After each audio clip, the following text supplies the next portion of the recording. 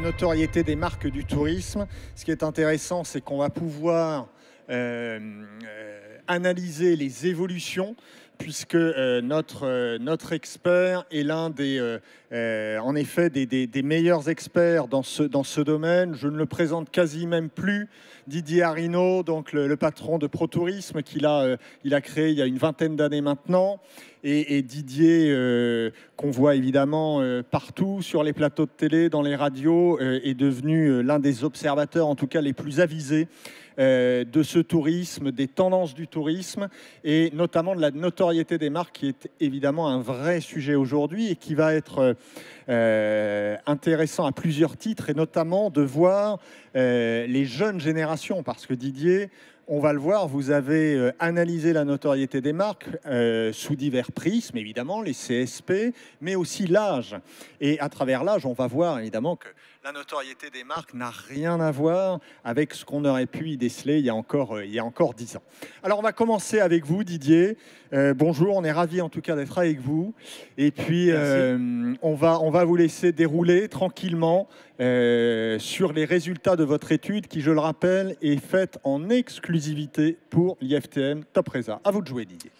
Merci beaucoup. Alors, ça fait un peu ring de boxe ici, hein, vous ne trouvez pas? Là, on voit, vous êtes tout autour. Donc, du coup, je vais essayer de parler à tout le monde en me retournant régulièrement. Alors, la marque, on va le voir, ce qu'il y a d'intéressant dans le monde du tourisme, c'est qu'il y a une transformation tout à fait radicale ces dernières années, car les marques du tourisme, pendant 50 ans, c'était les marques d'hébergement touristique et puis quelques marques d'agences de voyage. Depuis, on a vu émerger dans cet univers de marques des marques qui n'étaient quasiment pas existantes. On prend l'exemple de Airbnb. Est-ce que vous avez idée, Airbnb était une notoriété de 0,4% en quelle année? En 2014. C'était il y a 4 ans et c'est déjà la nuit des temps. Booking, je me souviens d'il y a quelques années, il y a 5 ans, les opérateurs étaient très inquiets de la montée en puissance de Booking.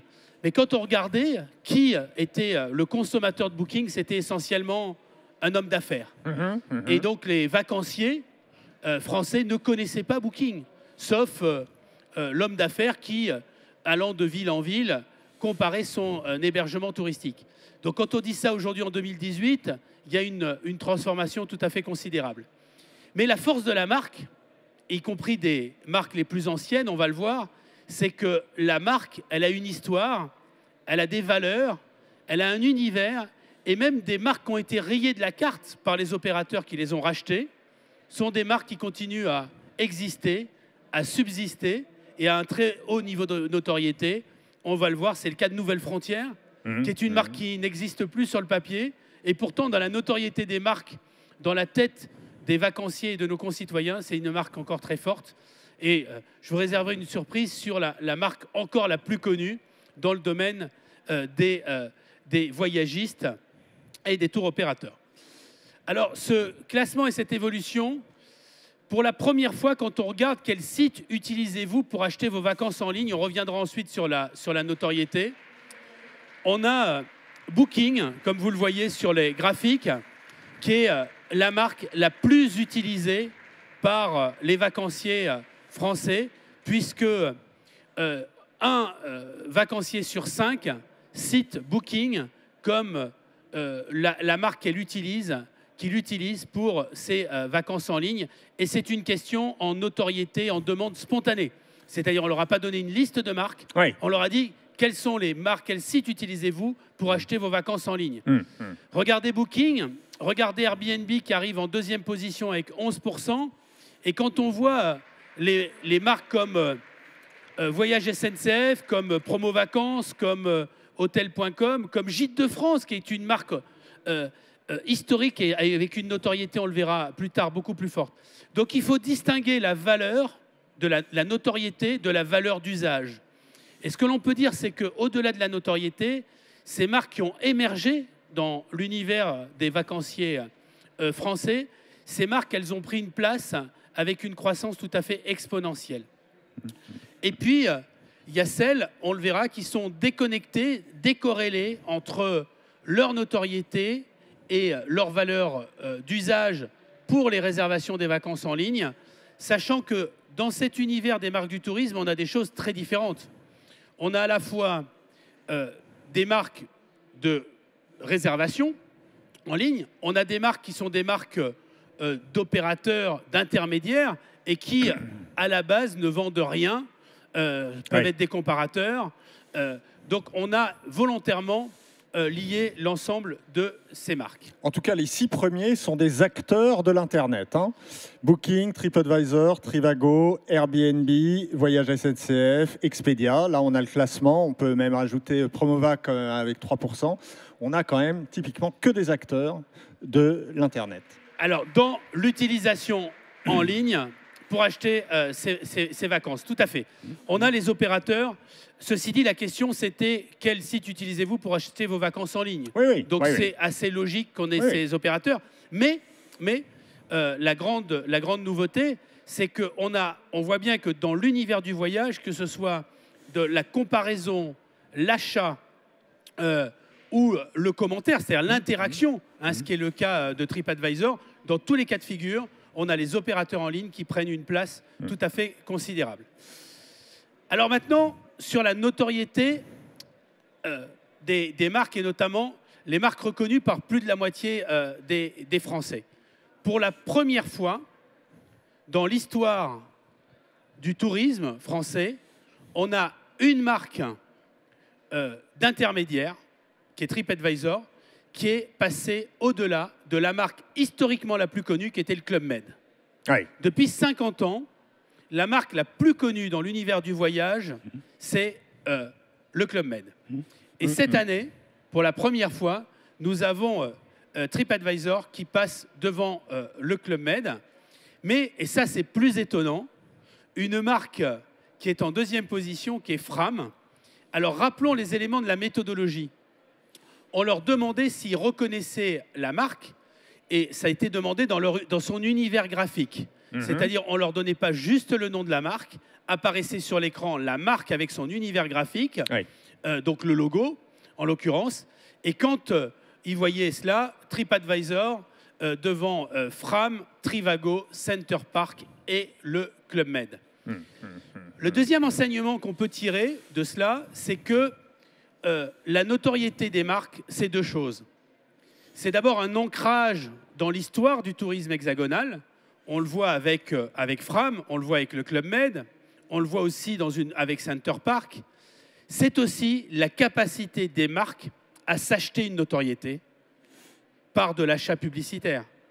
Quand on regarde Trivago, quand on regarde Kayak, quand on voit Expedia, quand on voit Last Minute, quand on voit Liligo, ces marques sont des marques qui ont beaucoup communiqué, et notamment communiqué en télévision. Et c'est là où on a une dichotomie entre 2 choses. Des marques qui sont obligées de payer toujours plus pour conserver ou développer leur notoriété, et des marques qui ne communiquent plus ou quasiment plus, et qui continuent parce qu'elles sont bien ancrées dans l'univers des acteurs, des touristes, des vacanciers, et donc ils sont dans les acteurs du tourisme les plus connus. Quand on prend les OTA ou les opérateurs, on voit en orange, on voit que dans les principales marques, alors que ces opérateurs ou ces OTA étaient largement minoritaires, on voit qu'ils sont de plus en plus présents, alors que les agences de voyage et les tours opérateurs qui émergent dans cette étude de notoriété sont celles ou ceux qui n'ont quasiment pas communiqué ou qui sont très peu présents ces dernières années. On a évidemment Fram, on a Nouvelles Frontières, et dans une moindre mesure, nous avons aussi Thomas Cook. Quand on prend ceux qui sont reconnus par moins de la moitié des vacanciers, Carrefour Voyage fait une progression tout à fait considérable, au même titre que Liligo, que Vente Privée. Et ensuite, on a les vieilles marques, enfin les vieilles marques sans que ce soit péjoratif, qui existent depuis longtemps. Jet Tour, Select Tour, Marmara et Leclerc Voyage. Alors Leclerc Voyage, c'est assez étonnant parce que Leclerc Voyage, dans son univers graphique, apparaît beaucoup moins fort en termes de notoriété que Carrefour Voyage, alors qu'il pèse 3 fois plus. Oui, oui, oui. Ça signifie que c'est assez étonnant. Ça signifie que l'association, la notoriété de la marque est liée quand il y a un univers autour de la marque, quand il y a un univers de communication. C'est beaucoup plus facile d'acquérir de la notoriété que lorsque l'on a juste une valeur qui est une valeur d'usage. Alors, sur la notoriété, l'évolution de ces 5 dernières années, quand on regarde le podium chez les hébergeurs, on a le Club Med et Center Parc. On oublie un TripAdvisor où on n'est pas sur un hébergeur qui devance le Club Med. Mais quand on regarde le podium chez les hébergeurs, on a le Club Med qui a été rattrapé sur le podium par Center Parc, qui lui communique aussi beaucoup. En deuxième position, on a, et c'est intéressant, une marque historique qui est Gîtes de France et Airbnb qui bénéficie d'une progression fulgurante puisque, encore absent du top 20 en 2016, Airbnb s'impose en 8e position, tout type de marque confondue, et réussit la performance de se classer 3e chez les hébergeurs, à égalité avec Gîtes de France, et devant Pierre et Vacances et Bellambra, qui sont présents depuis bien plus longtemps. En tout cas, il y a une résistance, hein, c'est ce que vous mettez. Hein, les grands hébergeurs résistent encore. Hein. Alors, les grands hébergeurs résistent encore. Ils résistent d'ailleurs plutôt bien. Ce qui est intéressant, en revanche, c'est que leur résistance, elle est liée à leur antériorité. C'est-à-dire, quand on voit ces marques, bien évidemment, chez les plus jeunes, le classement est tout à fait différent. Là, on a une étude qui est représentative des vacanciers français, bien évidemment, mais on a des taux de notoriété de Gîtes de France beaucoup plus forts chez les plus de 50 ans que chez les moins de 35 ans. À l'inverse, on a un niveau de notoriété chez Airbnb, et si on prend aussi la valeur, l'utilisation, la consommation de ces opérateurs, elle peut être très différente suivant les tranches d'âge et suivant les CSP. Airbnb est une plateforme, Booking aussi. Pourquoi Booking n'est pas présent là, par exemple? Alors, ce qu'il y a d'intéressant, c'est que Airbnb, alors que est perçu comme une offre en tant que telle d'hébergement. Ah, d'accord. Et Booking est perçu comme un intermédiaire. C'est assez intéressant. D'ailleurs, on a choisi un hébergement. On ne dit pas « j'ai choisi un hébergement Booking ». On dit « j'ai choisi mon hébergement sur Booking ». En revanche, on dit « j'ai choisi un Airbnb ». Et c'est cette dimension qui est une dimension très différente. Airbnb, dans la tête, c'est une marque produit. Alors que Booking, c'est une marque gamme et un intermédiaire. Booking peut vendre de l'hôtel,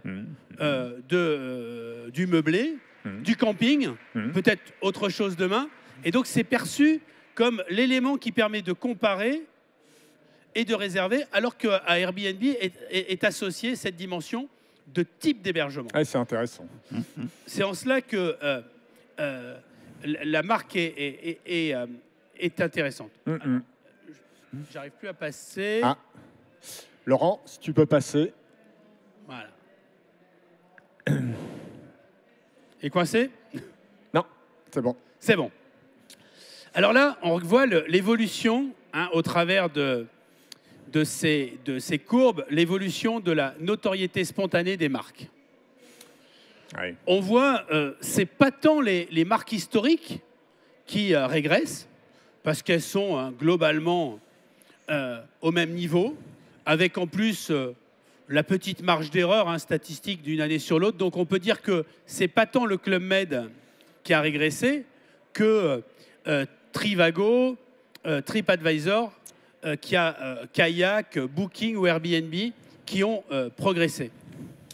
On voit bien la fulgurance, la montée exponentielle de ces opérateurs avec, là encore, 2 niveaux.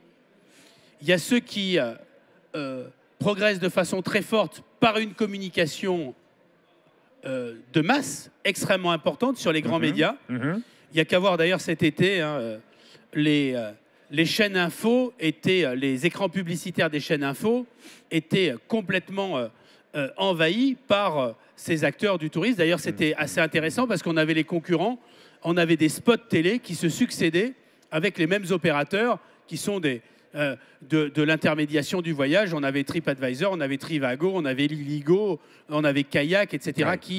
qui se succédaient. Donc là encore, on voit ce niveau de notoriété.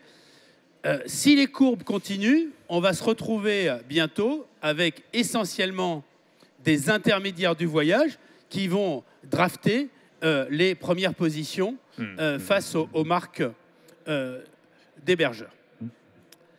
Quand on fait un focus sur les hébergeurs, on a dans les même dans les 5 premières marques, et c'est intéressant, des marques très différentes. On a bien évidemment le Club Med, symbole du village de vacances. On a ensuite Center Parc, où on est dans un concept bien identifié. On a Gîtes de France, qui est typiquement l'hébergement rural, la location de meublés en espace rural. On a Airbnb, bien sûr, qui est la location meublée en espace urbain. Et puis, on a la résidence de tourisme qui est symbolisée par Pierre et Vacances. Donc, on a 5 types d'hébergements différents. Et puis ensuite, on retombe Bellambra. On est plutôt dans des clubs comme le Club Med. On a Maeva qui est en résidence de tourisme comme Pierre et Vacances. On a Abritel qui est le concurrent de Airbnb. On a VVF qui est village de vacances. Élément important, c'est la montée en puissance des marques de camping. Il y a ne serait-ce que 5 ans, ces marques auraient été inexistantes. Aujourd'hui, on a Yellow Village. Il y a 5 ans, ils n'étaient pas dans votre classement.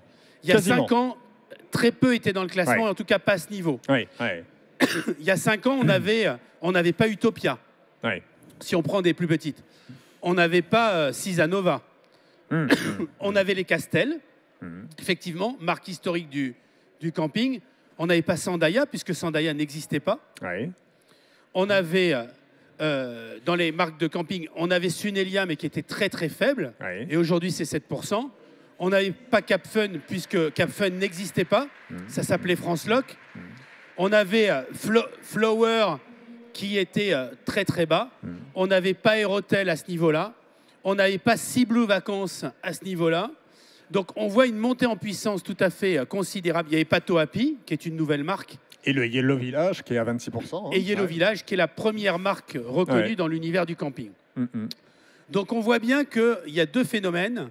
C'est le camping qui avait sa communication auprès de ses campeurs, en quelque sorte, qui était assez méconnu du grand public, sauf par ceux qui étaient déjà campeurs.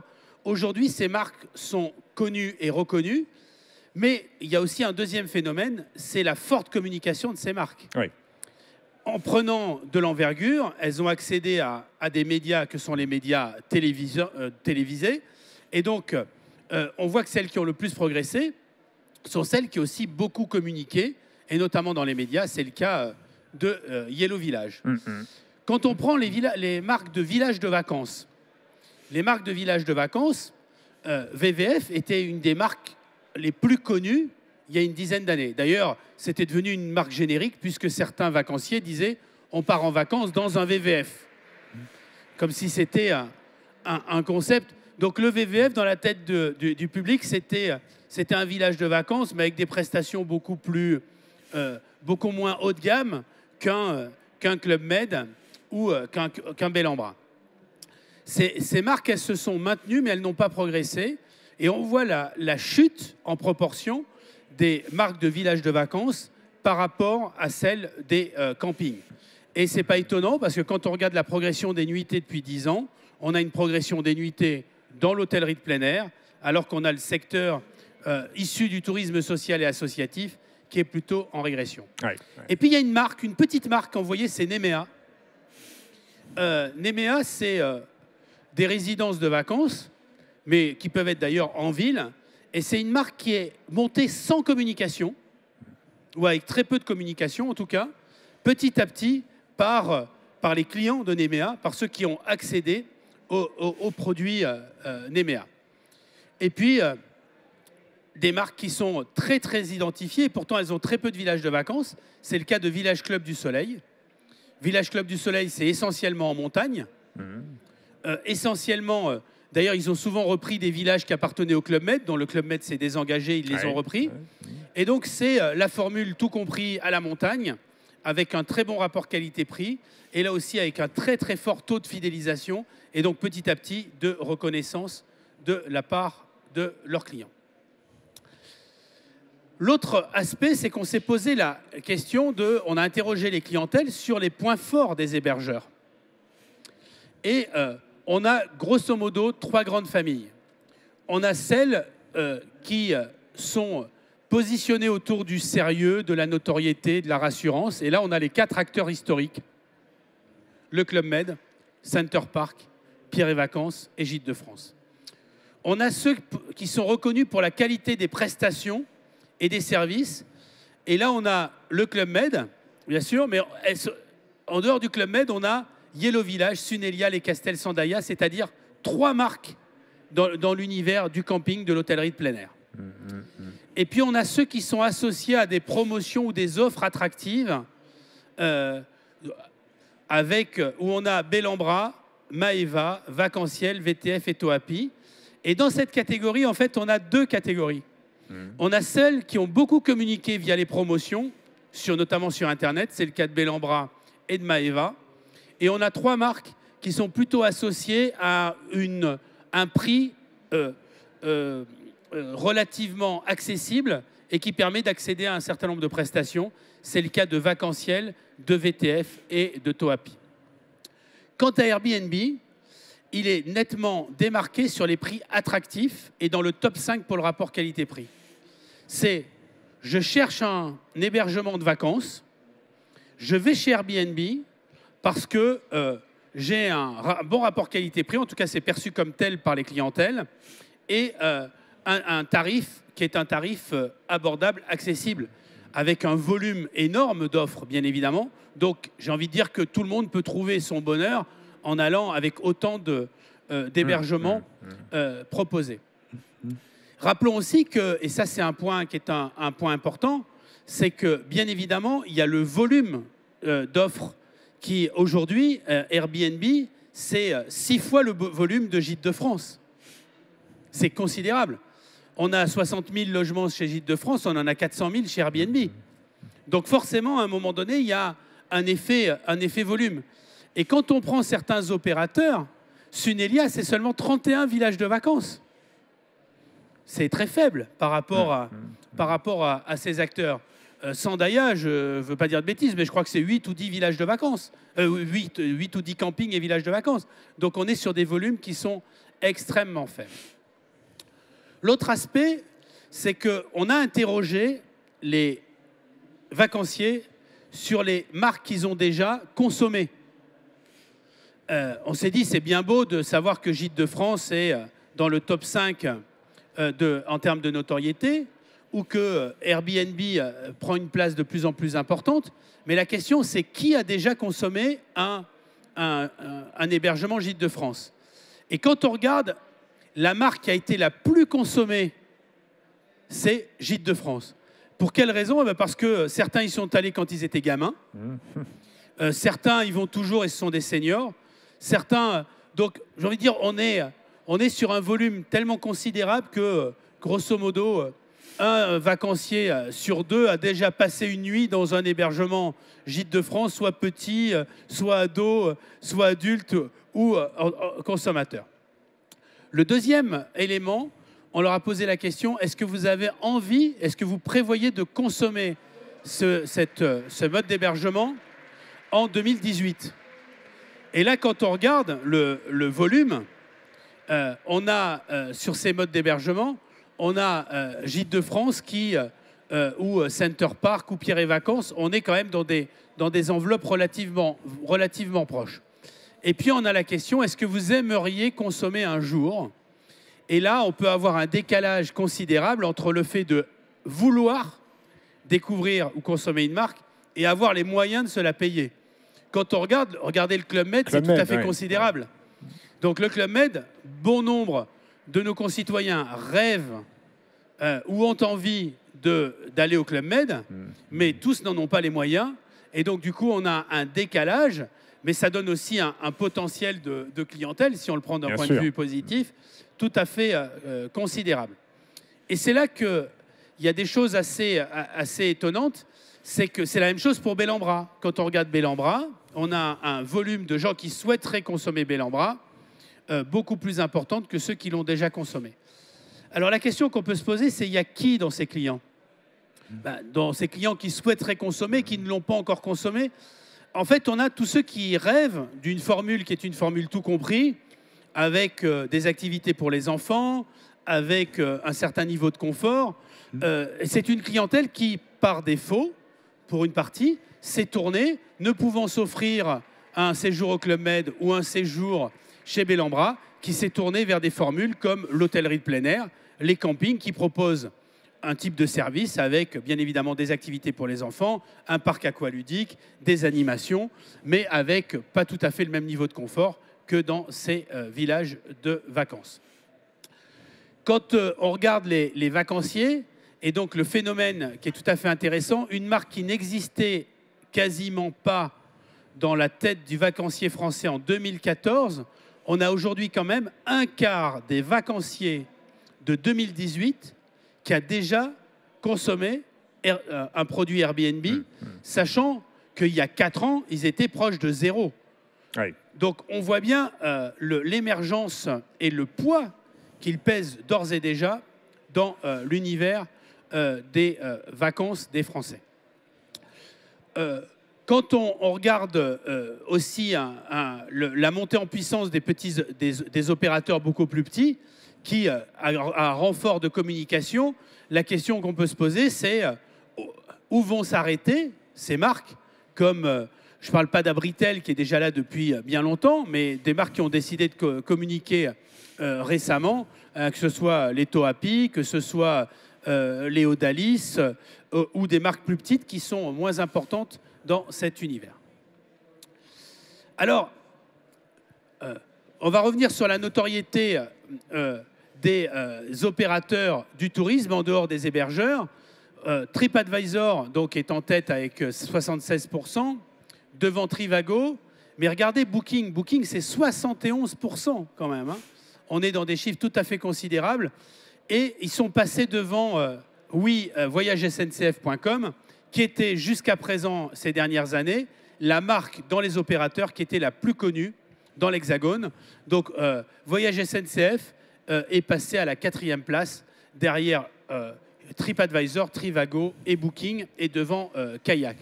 Alors, Kayak, c'est assez intéressant, parce que c'est une marque qui a beaucoup progressé cette année, de la même façon que Liligo, on le voit, ou Go Voyage, ou Opodo, ou Expedia. Ce sont des marques qui évoluent au gré de leur communication. Dès qu'ils baissent leur budget communication, ils diminuent très fortement en notoriété. Donc elles doivent se poser la question, pour être une marque, il faut symboliser un univers. Il faut être associé à un plus produit.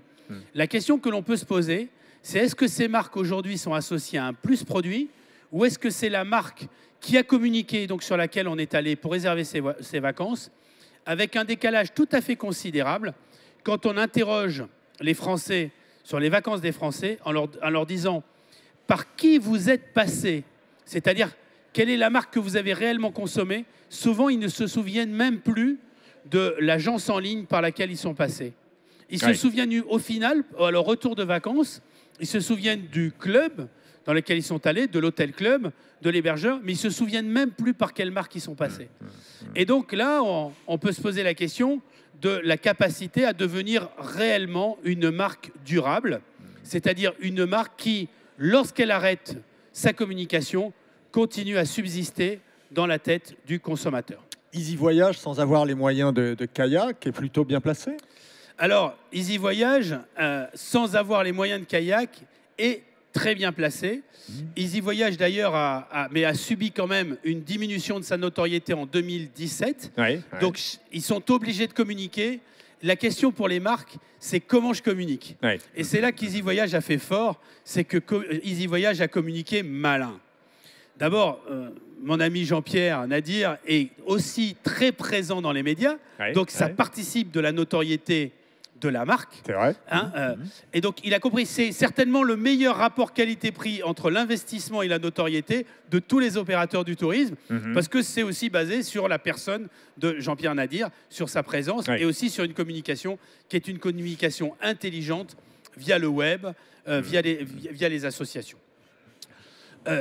Et de ce fait, quand on voit d'ailleurs la notoriété d'Easy Voyage avec les moyens qui sont mis par rapport à l'Illigo, on peut dire bravo à la communication. Quand on voit vente privée, c'est quand même extraordinaire, parce que vente privée, au départ, ça n'est pas une marque d'un opérateur du voyage. Vente privée était positionnée sur toute autre chose que le voyage, mais aussi sur le voyage. Et dans la tête des publics, vente privée arrive quand même avec un niveau de notoriété. On n'est pas loin de l'Illigo, on est au-dessus d'Opodo, on est largement au-dessus de Go Voyage. On est quasiment 50% de plus que Voyage Privé, qui lui symbolise le voyage en ligne plutôt qualitatif d'ailleurs, et ne parlons pas de partir pas cher. Avec un département voyage qui n'a cessé de progresser très rapidement, vente privée. Bien sûr. Voilà. Et c'est là où on voit que vente privée est sortie. Là, on n'est pas dans une marque seulement, une marque du voyage. On est dans une vraie marque globale qui accompagne le consommateur dans ses achats et dans tous ses achats.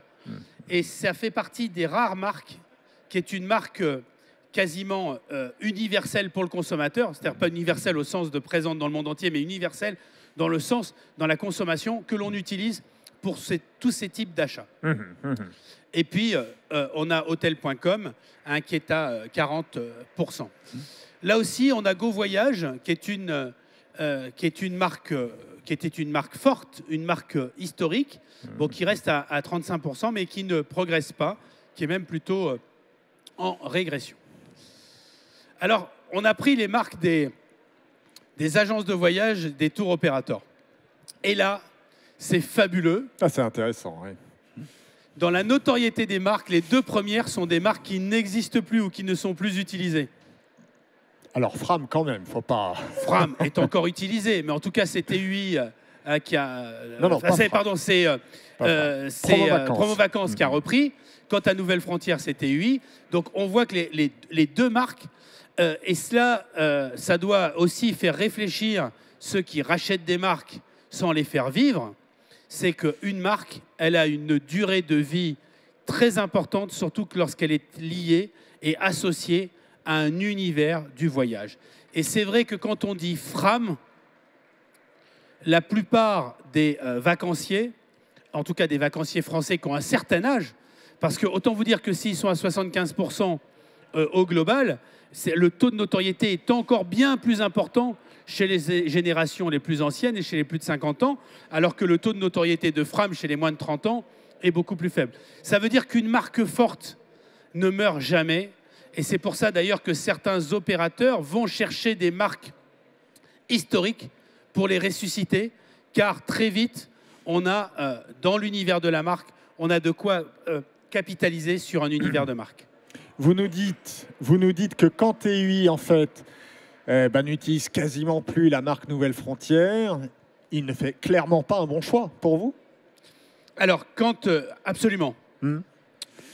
Quand on n'utilise pas une marque, qui est une marque forte, de mon point de vue, on a deux solutions.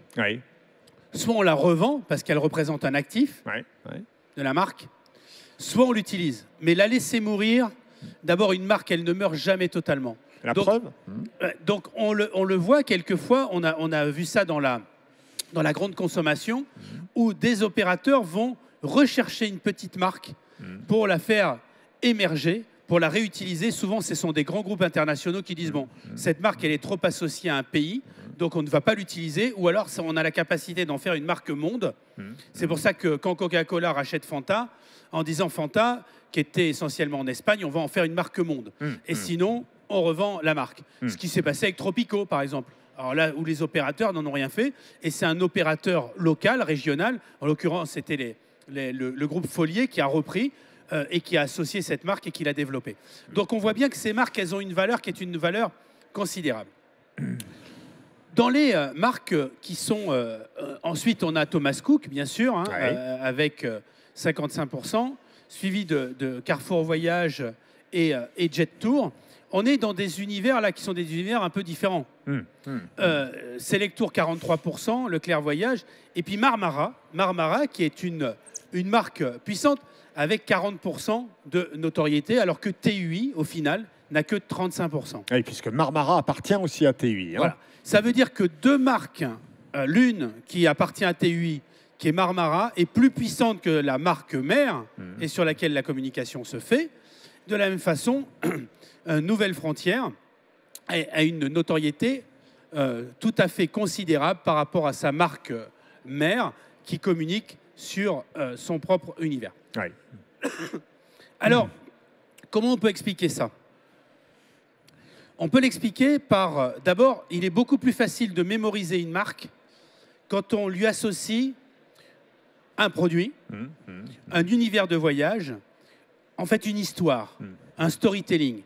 Et au mot Nouvelle Frontière, on imagine un univers de voyage. Au mot Fram, on imagine un univers, alors d'ailleurs en positif ou en négatif, hein. Certains vont dire oui c'est la marque des provinciaux, un peu papy, avec leur sac Fram, etc. Peu importe, mais en attendant, il y a un univers qui est un univers du voyage. Il y a ceux, les fidèles de Fram, qui eux vont pas du tout associer ces images négatives, qui voient sur des images tout à fait positives, de convivialité et de produits. Quand on regarde certaines marques, comme Havas Voyage, avec 33%, on n'est pas éloigné, bien sûr, de TUI, mais on est très éloigné de réseaux qui sont des réseaux comme Selectour, comme Carrefour Voyage, ou même comme Jet Tour, en termes de notoriété. Ce qui n'était sans doute pas le cas il y a 15-20 ans. Hein. Peut-être qu'Havas Voyage, il y a 15-20 ans, était bien au-dessus, je pense. Et oui, parce qu'une marque, quand on ne s'en occupe pas, quand on ne lui donne pas, quand on ne lui permet pas de raconter son histoire, eh ben, petit à petit, elle décline. Oui.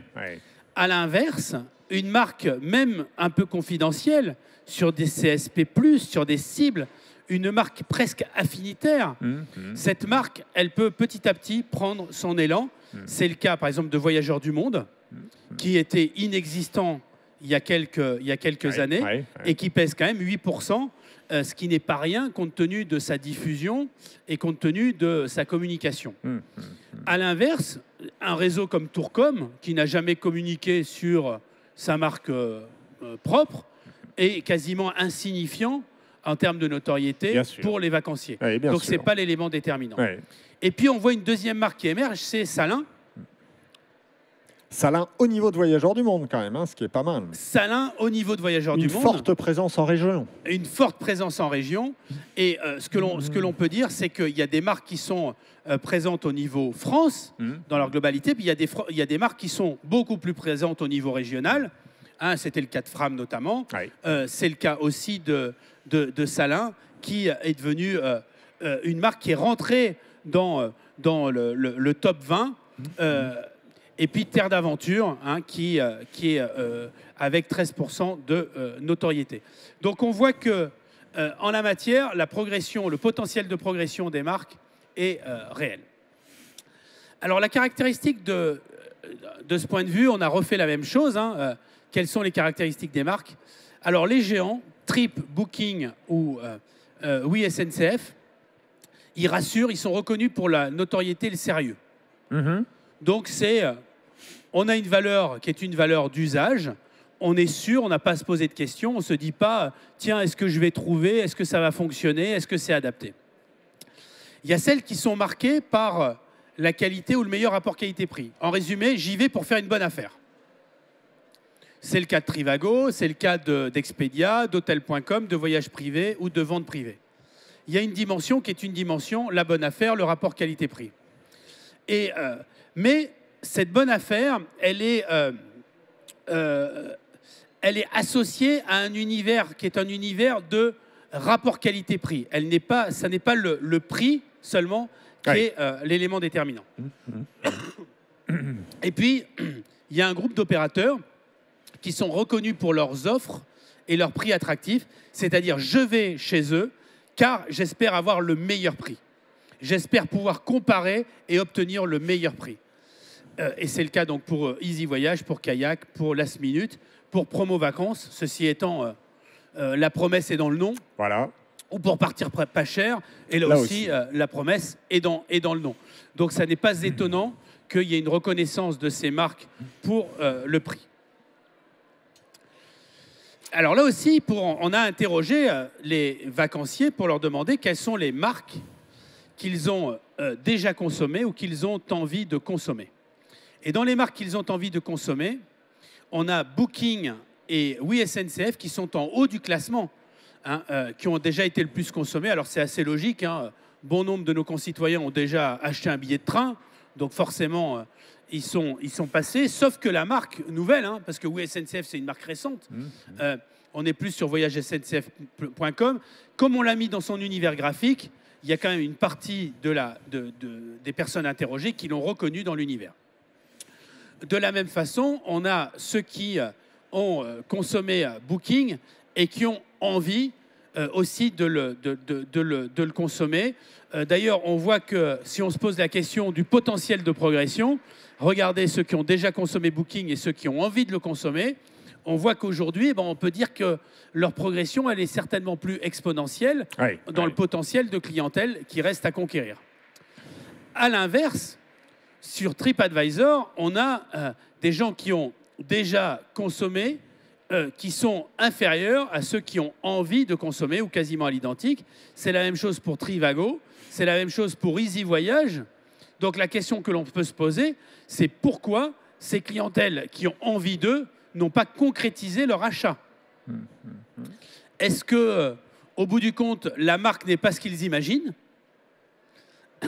Est-ce qu'en allant sur les sites d'Easy Voyage ou de vente privée ou de Last Minute, pourquoi n'ont-ils pas trouvé leur bonheur et que recherchent-ils associé à la marque? On n'est pas sûr aujourd'hui, en ayant discuté avec les opérateurs de ces marques, qu'ils aient vraiment conscience des freins à l'achat. Est-ce que c'est lié à une mésentente sur le produit? C'est-à-dire, que vais-je trouver en allant sur ces sites? Est-ce que c'est lié à des problématiques de fonctionnalité? Est-ce que c'est lié au fait que, au bout du compte, le process d'achat est compliqué? On a véritablement cet écart qu'il convient d'analyser. Et puis, il nous reste une grosse dizaine de minutes, Didier. Bon, okay, très bien. Et donc, quand on regarde, il y a tous ceux qui ont beaucoup communiqué, donc qui ont généré une appétence.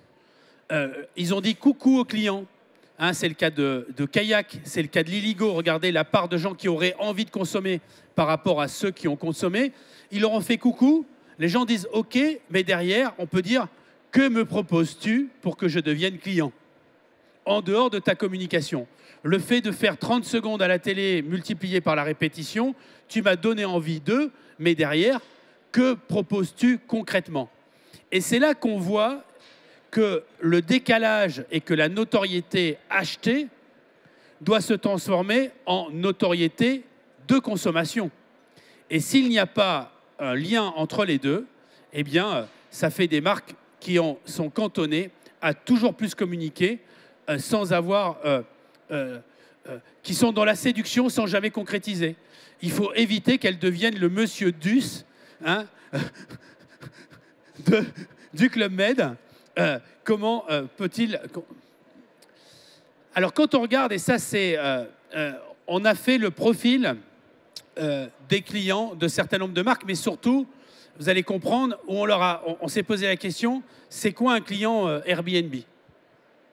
Alors on a souvent entendu l'argument, ah oui, mais vous savez, les Français, ils choisissent un hébergement Airbnb parce que quand on va dans les villes, c'est compliqué d'aller à l'hôtel quand on a 3 enfants, alors que c'est beaucoup plus pratique de choisir un appartement avec plusieurs chambres. Et ça, on le trouve sur Airbnb.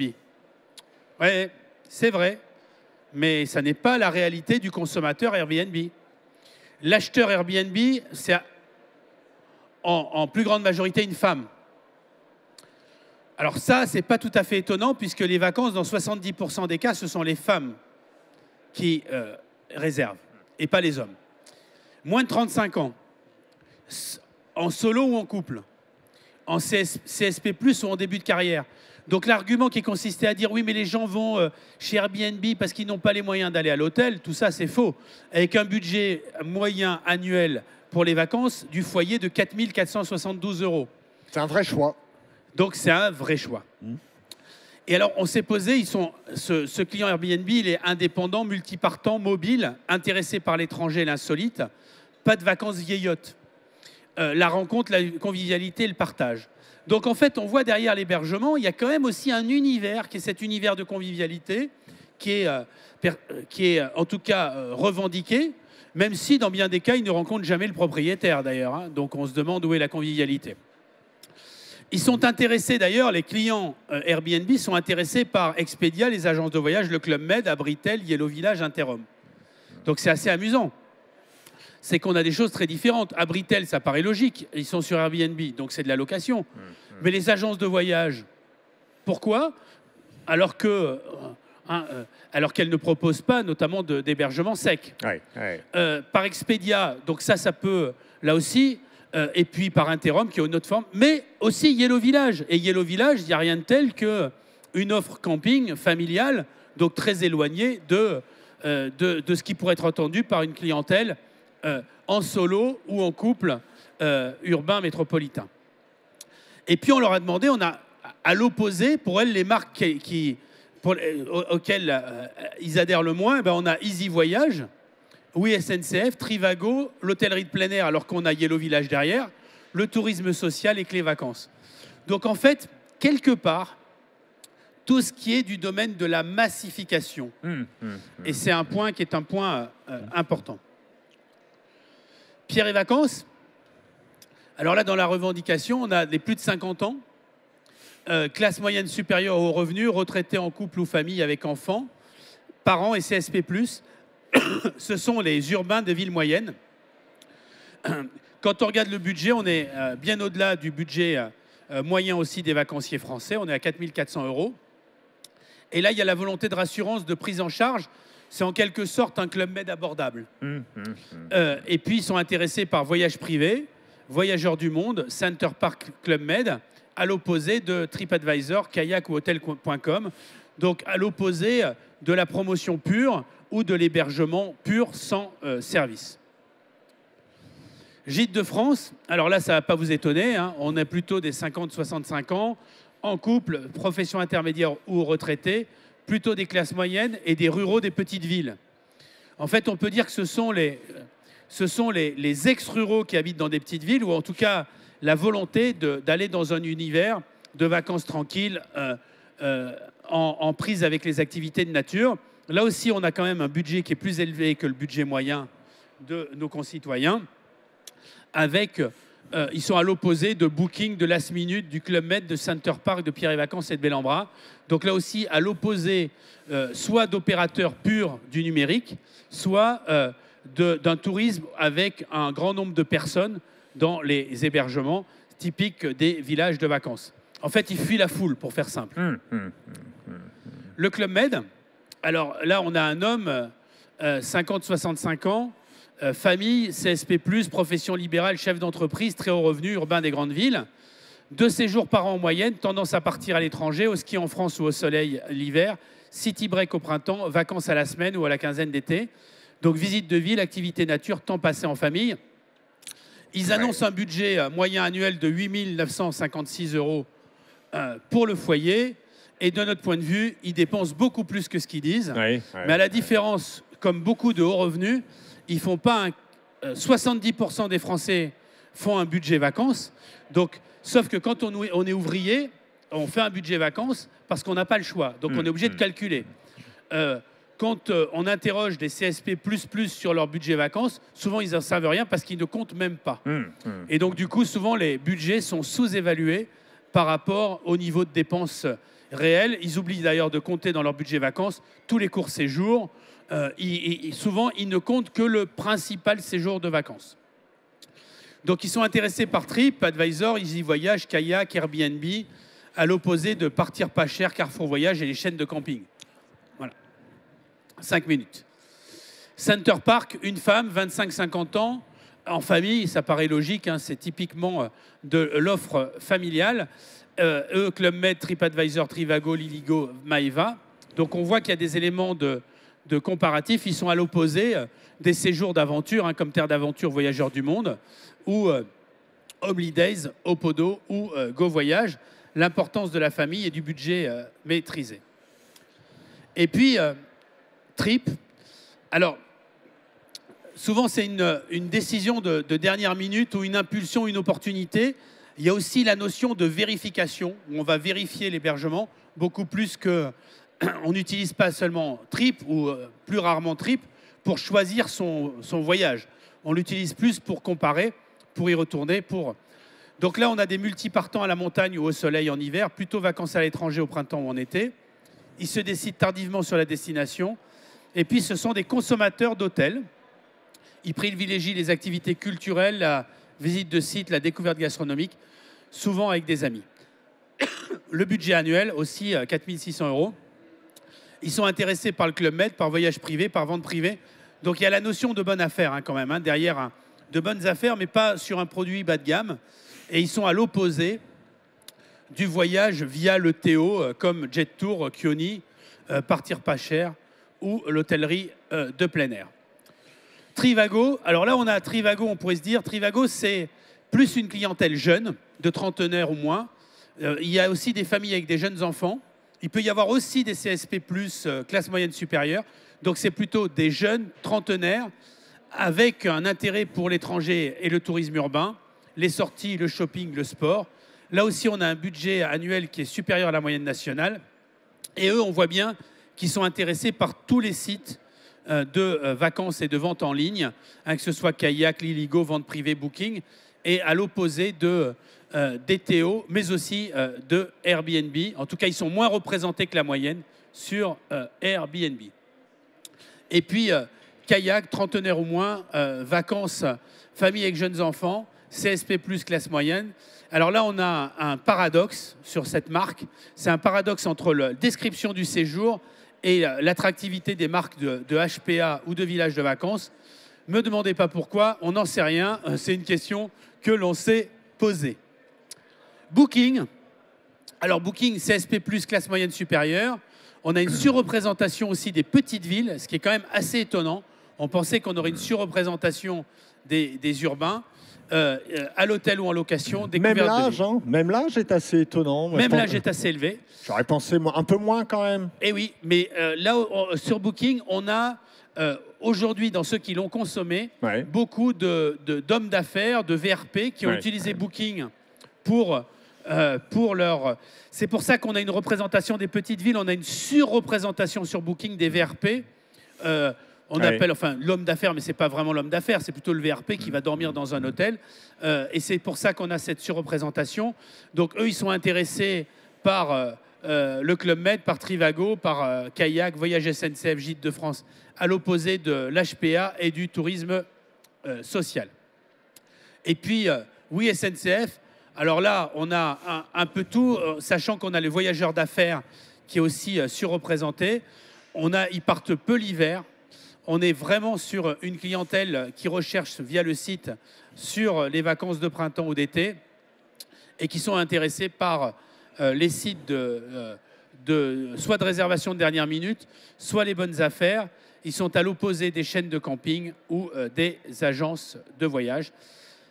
Yellow, alors la première chaîne en termes de notoriété de l'hôtellerie de plein air. Donc là, on a une femme, 35-50 ans, famille, profession intermédiaire ou CSP-, qui sont surreprésentés, partent plutôt en France en location. Ils sont intéressés par les Castels, Sandaïa, c'est logique, puisque ce sont des chaînes de camping haut de gamme, donc dans la concurrence. Ils sont aussi intéressés par Maeva et ils sont à l'opposé de Last Minute, vente privée Airbnb. Ce n'est pas étonnant, ça n'est pas étonnant du tout, puisque ce sont des clientèles qui souvent réservent longtemps en amont. ce sont les vacances qui sont réservées dès le mois de janvier. Fram ou Nouvelle Frontière, là aussi, forcément, ce sont des marques historiques, donc qui ont un certain âge. Donc on a plutôt une femme, 50-65 ans, en couple, CSP+, en fin de carrière ou retraité. C'est normal, c'était la clientèle historique. Ils sont intéressés aussi par Nouvelle Frontière, Fram, Selectour, Kioni, Marmara. Donc on voit le produit packagé des tours opérateurs. Ils sont à l'opposé, la clientèle, ils sont à l'opposé de Trivago, de kayak, de booking ou de vente privée. En résumé, ce que l'on peut dire, donc là, sur voyage privé, on est dans une femme, 25-35 ans, en couple, à très fort revenu. Ils sont intéressés par Expedia, Kayak, Club Med, Airbnb, et ils sont à l'opposé de Center Park, des chaînes de l'hôtellerie de plein air ou de Gîtes de France. La clientèle de voyage privé, c'est la clientèle long courrier, multipartant, avec une dimension vacances détente, repos au soleil et haut de gamme. En résumé, et c'est ce qu'il y a d'intéressant, on voit qu'on ne crée pas une marque de toute pièce. Enfin, on peut toujours la créer, mais quelquefois on entend « je vais créer une marque ». Non, on ne crée pas une marque, on tente de créer une marque. On ne peut pas décider de créer une marque, c'est le consommateur qui dit que c'est une marque ou que ce n'en est pas une. On peut essayer de faire disparaître une marque, on ne fait pas disparaître une marque, c'est le client, c'est le vacancier qui décide que la marque disparaît, à l'instar de ce que l'on a vu pour Nouvelle Frontière et Fram. En tout cas, ce qu'il y a de certain, c'est qu'on va assister dans les mois et dans les années qui viennent à une compétition tout à fait considérable entre ces différentes marques. Il y avait une vingtaine de marques connues il y a 15 ans. Aujourd'hui, on a une cinquantaine de marques qui se disputent la notoriété à coup d'achat d'espaces publicitaires pour certaines ou de produits bien identifiés pour d'autres. Merci de votre écoute. Vous allez pouvoir reposer votre voix. Un grand merci, Didier. Un grand merci. Vous allez pouvoir boire un peu d'eau et vous reviendrez évidemment pour nous refaire dans quelques mois, quelques années, l'évolution justement de la notoriété de ces marques. Un grand merci. On se donne rendez-vous demain matin. On commence à 10h30 ici même. Soyez nombreux. On commence avec les destinations préférées des Français. À demain. Merci. Voilà. Si vous voulez nous suivre, vous pouvez aller sur Twitter, sur LinkedIn et sur la page Facebook de ProTourisme pour avoir les informations ou les dernières informations sur les chiffres du tourisme ou sur les nouveautés. Merci.